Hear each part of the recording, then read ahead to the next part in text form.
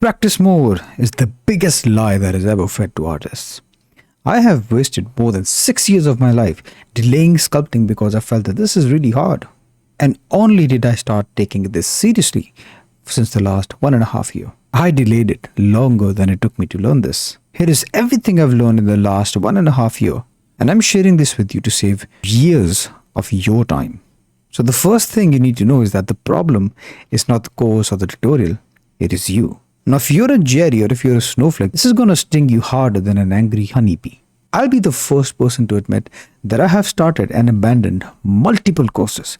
I have watched various tutorials, picked up and gave up on sculpting numerous times. It is a shame that no creator was ever bold enough to call me out and tell me that my mind was broken. And I have a litmus test for you. So if you find yourself scrolling, playing video games, watching seasons, movies, joking off, hanging around with losers, then I'm sorry, but your mind is broken as well.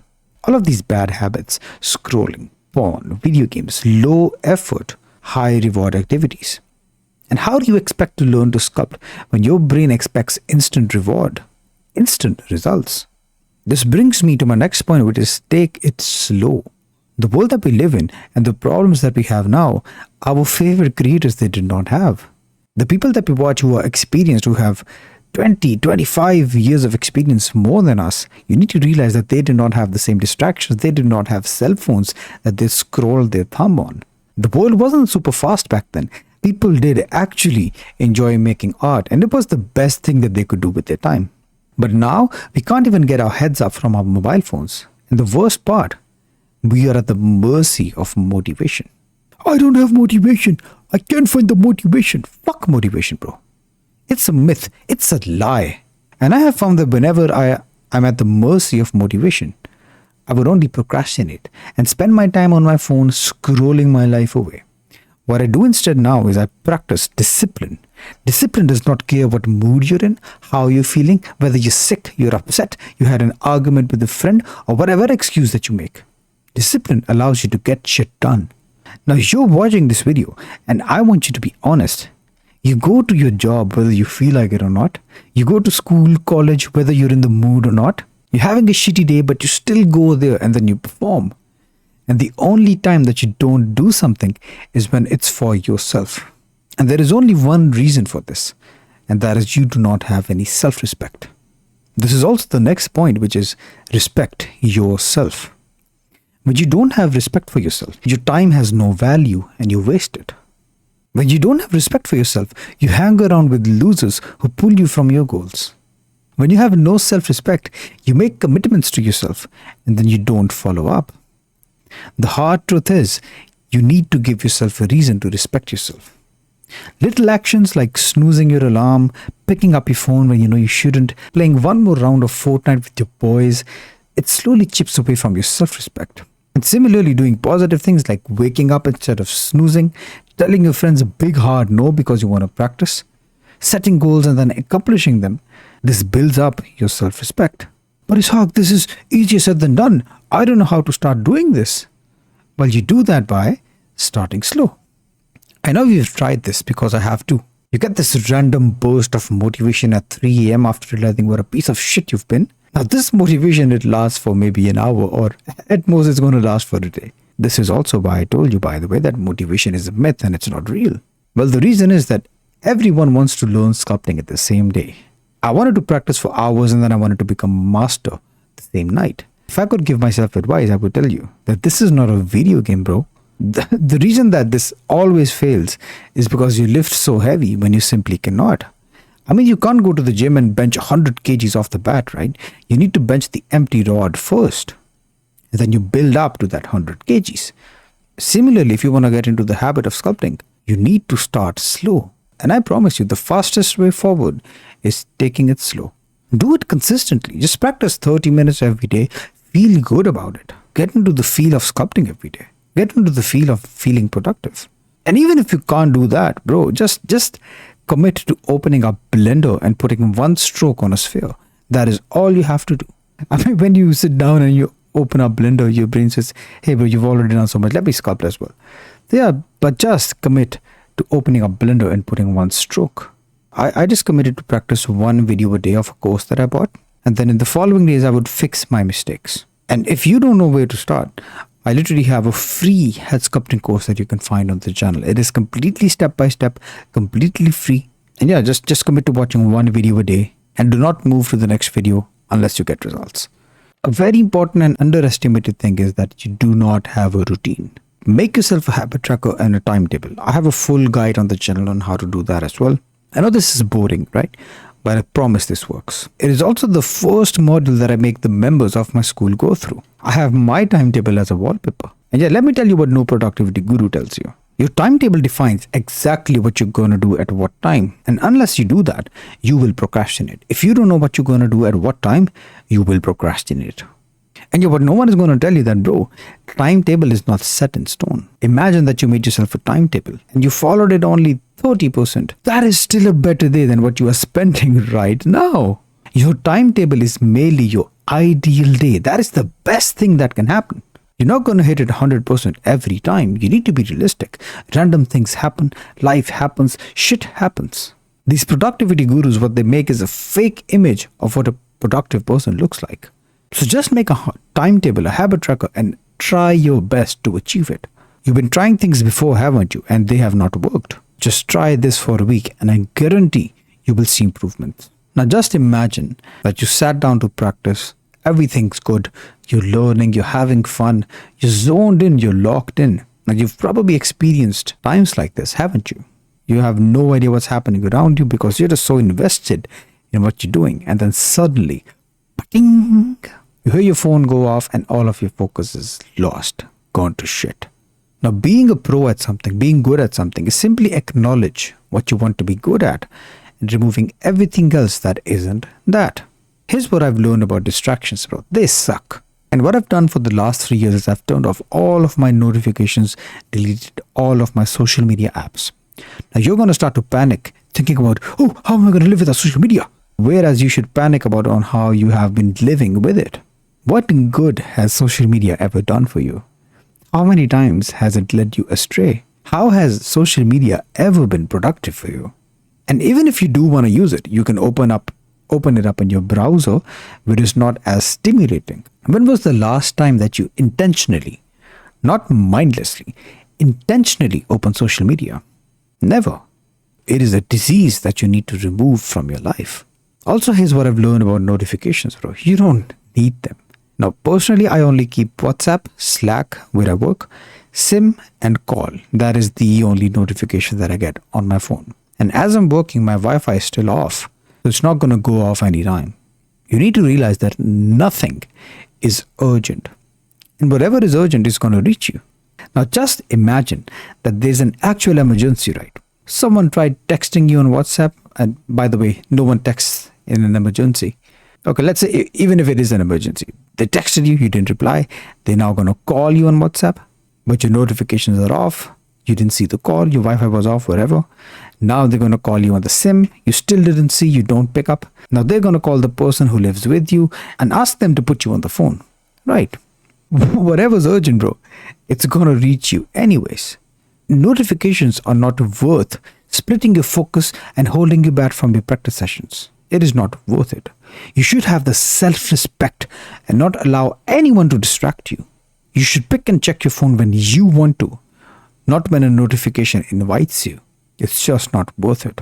One good, focused practice session will yield you so much more result in less time, which brings me to my next point is practice deliberately. Practice more is the biggest lie. I told you, right? Practice makes you better. Yeah.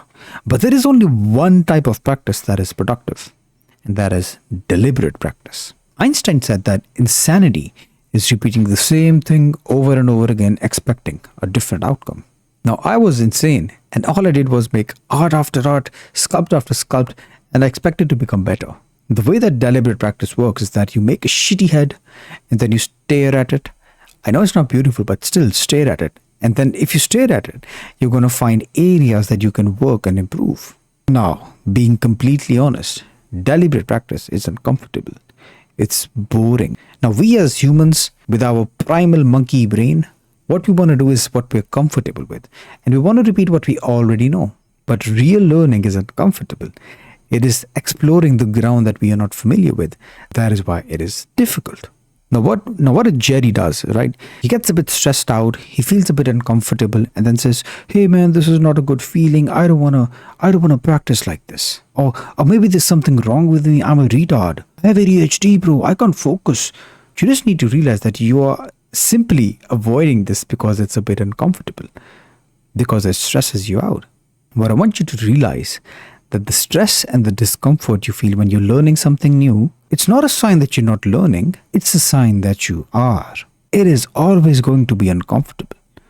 It is always something you want to avoid, but it is also what is going to get you the most result. You know you can't sculpt a mouth, practice just the mouth. You know you can't get the eyes right, so practice only the eyes. Just remember that you fool no one but yourself when you delay that. And eventually you'll have to come back to it later. So instead of avoiding it, confront it. Piece of advice that I give all my community members is that don't count the sculpts. Make the sculpts count. Another way of demotivating yourself is looking up to your favorite artists. Now I know that doesn't make sense, but let me explain you. I've looked up to a lot of artists. All right, I've admired their work. Jan Sculpts was the first YouTuber I saw who made characters, and I loved what he did. Then I found Danny Mac, then I found Speechar. Also, when I looked at ArtStation and looked at these incredible masterpieces, instead of feeling motivated, I actually felt demotivated because I felt like, man, this is a level that I can never attain. Now, if I could go back and knock some sense into the younger me, I'd literally shake myself and ask him, "Hey, how do you think these guys learned? Do you think they were sent from the sky? Do you think they were born with this skill? Do you think they have a magic graphic tablet that sculpts masterpieces for them? No, of course not. They practiced, they struggled, they persisted." The problem with social media and these art platforms is that you only get to see the good parts. You only get to see the finished product. You never get to see the bad and the ugly. You never get to see the downs and the lows. And that is because it's not sexy. Now, when we look at Speechar, we are all impressed by how quick this guy sculpts, right? It's insane. But no one wants to look at Speechar on his early days when he took hours to make a single head as well. So what's the solution? Stop competing with them. Stop looking up. It gets overwhelming very quickly because when you look at your favorite artist, the destination seems so far away. But when you compete with yourself, it's all about the next step. Now you remove competition everywhere else and just compete with yourself. You are your own competition. As long as you wake up, you practice deliberately, and you are better than what you were yesterday, you are on a good path, bro. Remember that it's not about getting results quickly. It's simply about showing up, doing the right things consistently, getting better every day. And as long as you keep doing that, result is guaranteed. Everyone sucks in the start, bro. Everyone sucks. There's an entire level 0 wall in my community so that everyone is reminded of where they started. And then everyone can have a reference of, okay, so this is where this member started. It is going to suck. Get used to it, bro. You're going to make shitty sculpts. Get used to it. All you need to do is to simply show up and beat yourself from yesterday. Be a better man than what you were yesterday. Also, you may ask that, okay, I get all this, but where do I start? What is something that I need to focus on? What is going to get me the highest return on my investment, the time that I'm investing? And that would be the base. So many beginners, they take the wrong approach, myself included. I wanted to focus on stylized sculpts from the get-go. I wanted to make likeness sculpts, whereas none of it initially matters. You should not try to replicate, but you should try to understand. You need to have a strong, solid foundation on which you're going to build your sculpting empire. It's boring, yes. It's uncomfortable, yes. But this is what really matters the most. Because no matter how tall you create a building, if the base is not stable enough, it's going to collapse. So what I would recommend to you is that instead of studying specific references, you should focus on just making generic heads, generic bodies, generic proportions. Because this is what will actually set the foundation for you. Now, Pareto's principle or the 80-20 rules, it tells us that only 20% effort produces 80% results. And for you, that 20% right now is a solid base and foundation. You do that, you can understand any reference that you look at and you can replicate it. Now, if you need help with that, I told you I have a free head sculpting course that will teach you how to make generic faces step by step, absolutely free. And whenever you want to expand your knowledge, you can invest into my courses, or you can simply get access to all of them for a single subscription by joining my school. Not only do I share courses inside, but we also have weekly calls, challenges, and a community of serious like-minded artists who are going to push you to do better. You are the average of the 5 people you spend most time with. So just come and hang out with us. Now I know all the losers and snowflakes, they've clicked off by now just because they cannot take the truth. Just because seeing a mirror for them is uncomfortable. I don't care about them, bro. This video is for you. And you being here has my respect. And I would invite you to come and join us. There, click the link in the description if you're interested. And yeah, most importantly, don't just watch, but do. I mean, if you want to learn to sculpt, bro, watching a tutorial is not going to help you. The only time that you're going to improve is when you are sculpting. And everything else is not going to improve your sculpting skill. Looking at references is not going to improve your sculpt. If you're looking at a reference, you're not doing the sculpt. If you're looking at a video, you're not doing the sculpt. If you're sharing with a friend, you're not doing the sculpt. If you're just watching a course, you're not doing the sculpt. The only time that you're going to improve is when you do the sculpt. So yeah, if you want to learn this, it's literally 20% learning and 80% doing. You need to make as many mistakes as you can, identify them and fix them. The more you do that, the more frequently you do that, the quicker you're going to improve. And yeah, with that said, don't just watch this video. Go and implement the things that you've learned right now. If you cannot make a change today, don't fool yourself thinking that you're going to make a change tomorrow. The best time you could have learned sculpting was when you first had the idea. But the second best time is right now. So yeah, don't let this go to waste, bro. If you like this video, subscribe, because I'm genuinely on this mission to help artists avoid the mistakes that I made. Goodbye. Take care.